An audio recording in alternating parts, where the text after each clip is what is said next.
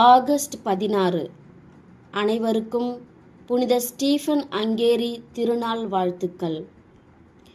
புனித ஸ்டீஃபன் அங்கேரி மக்களின் கடைசி பெரும் இளவரசரும் அங்கேரி நாட்டின் முதல் கிறிஸ்தவ மன்னரும் ஆவார்.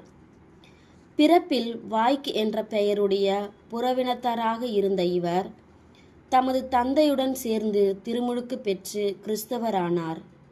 பின்னர் பவேரியாவின் புனித கிளேசாவை திருமணம் செய்து கொண்டார். தமது ஆட்சியை உறுதிப்படுத்திய பிறகு 2ஆம் சில்வெஸ்டர் திருத்தந்தையிடம் அரச முடியை வேண்டி பெற்றார்.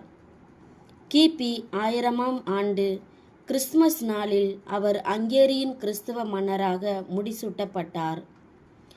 ஸ்டீஃபன் 10 மறைமாவட்டங்களை நிறுவி பல மடாலயங்களை கட்டியதோடு கிறிஸ்துவ சட்டங்களின்படி நாட்டை வழிநடத்தினார்.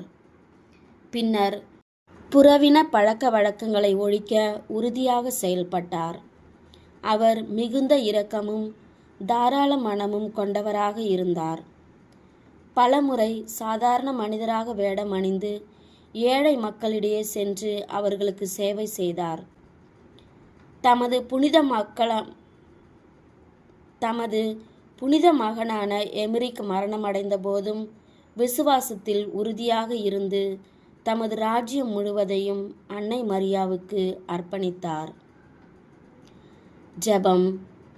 அன்னை மரியே, புனித ஸ்டீஃபன் அங்கேரி போல இன்றளவும் கிறிஸ்துவ மதத்தை பரப்பும் பணியில் ஈடுபட்டுள்ள அனைவரையும் நீர் ஆசீர்வதியும்.